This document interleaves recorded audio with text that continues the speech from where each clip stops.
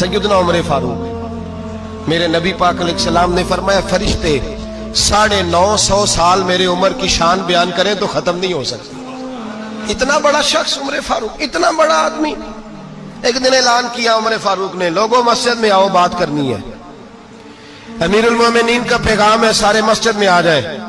खचाखच मस्जिद नबी सहाबा से भर गई। और ऐसा जब ऐलान होता था तो सहाबा दौड़ के आते थे, शायद को जंग है, शायद किसी ने हमला कर दिया है, शायद कोई नई बात है। दौड़े आए लोग, मस्जिद नबी खचाखच भर गई। सैयदना फारूक आजम रदी अल्लाह तआला अन्हु मिंबर पे बैठे।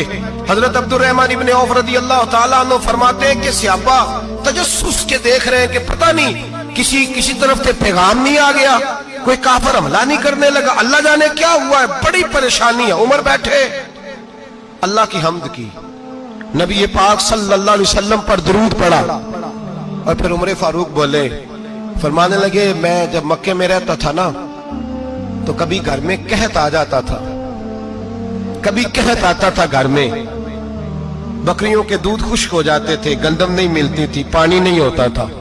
तो फरमाया मेरी अम्मा मुझे खाला के घर भेज देती थी। कबीला बनु मखजूम, उस कबीले में मेरी खाला की शादी हुई थी तो वो मालदार लोग थे, उनके पास ज्यादा बकरियां, ज्यादा ऊंट, ज्यादा गाय, ज्यादा खेत थे। हजरत उमर फारूक फरमाने लगे, मैं उनके घर जाता तो मेरे खालू समझ जाते कि उमर को इसलिए भेजा गया है कि कहत आ गया है। फरमाते हैं वो मुझे सवेरे बकरियां चराने ले जाते, शाम तक मैं उनकी बकरियां चराता। अमीरुल मोमिनीन उमर, एक तरफ मसला यह है कि कैसर और किसरा की दीवारें हिल रही हैं उमर के नारों से, और इधर उमर मिंबर पे बैठ के खुतबे दे रहे हैं। फरमाते हैं मैं बकरियां चराता, शाम तक खाला के घर जाके मजदूरी करता, और फरमाते हैं शाम होती तो एक मुट्ठी किशमिश मुझे देते वो। आप फरमाते हैं मैं बड़े कद वाला था, एक मुट्ठी किशमिश मिलती है, कभी एक मुट्ठी खजूरें, मैं शाम को खा के सो जाता।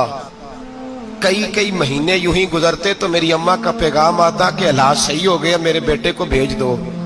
ये बात कही, हजरत उमर रोने लगे और फिर कहने लगे, अब वो वक्त आया है कि लोग मुझे अमीरुल मोमिनीन उमर कह के पुकारते हैं। बस ये दो बातें की। उमर ने कहा चलो जोहर का वक्त हो गया, अजान पढ़ो, उठो नमाज पढ़े, उठो।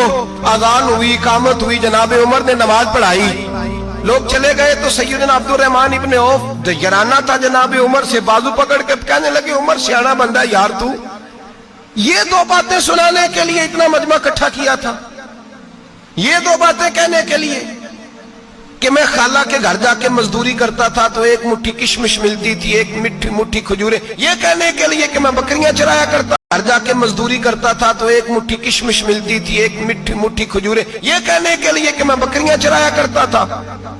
तो हजरत उमर फारूक रदी अल्लाह तआला अन्हु फिर रोए, फिर आंखों में आंसू आए। कहने लगे, अब्दुर्रहमान आज ना मिस्र शाम से कुछ लोग आए थे और वो बता रहे थे कि उमर तेरा डंका वहां भी बड़ा बजता है। वो मुझे कह रहे थे तेरे नाम के वहां भी बड़े दबदबे हैं, बड़े तज़किरे हैं।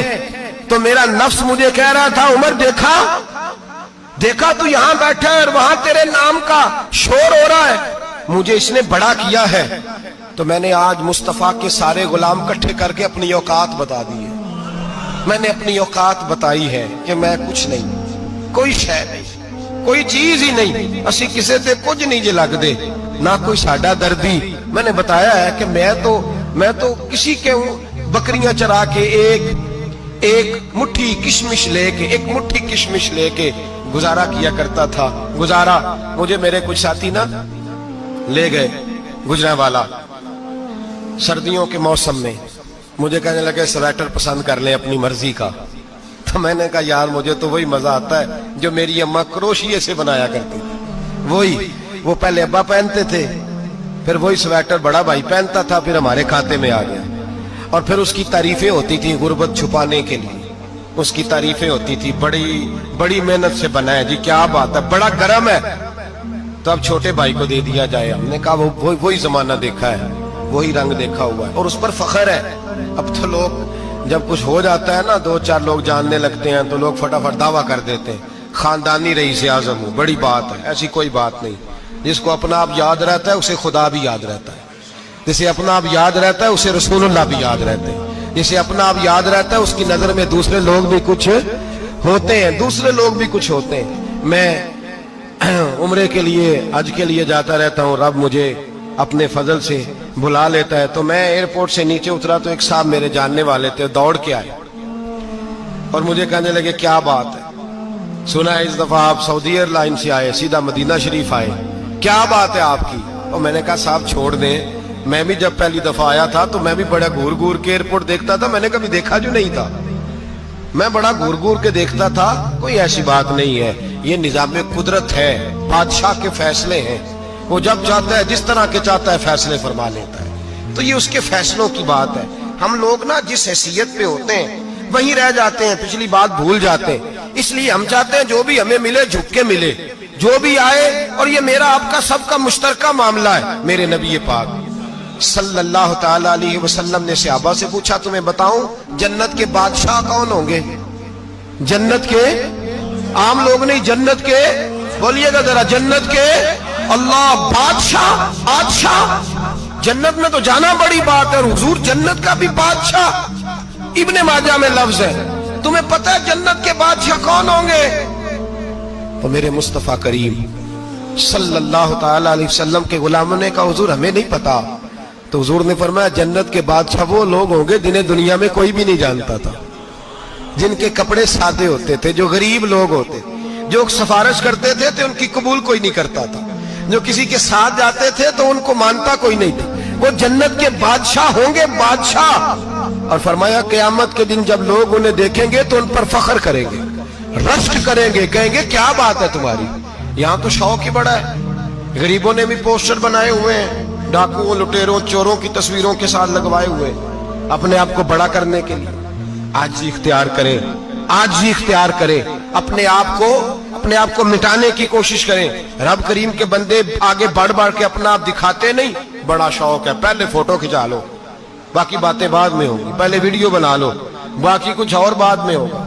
پہلے اب تو پرسوں ترسوں مجھے ایک مولانا کہنے لگے کہ آپ سے میں نے, وہ یہاں جمعہ پڑھنے آتے ہیں کبھی کبھی, میرے دوست ہیں, کہتے ہیں آپ سے میں نے سنا تھا کہ اگر کوئی اس نبی پاک کا فرمان ہے, اگر کوئی نذرانہ دے تو اس کو لے لو, اگر کوئی تحفہ دے تو اس کو, حضور نے فرمایا لے لو اگر تمہیں کو دیتا ہے, اپنی مرضی سے, مانگنا منع ہے, کوئی دے دے تو لے لو, ورنہ ایک وقت آئے گا تم مانگو گے تمہیں ملے گا نہیں, جب کو دے دے تو لے لو.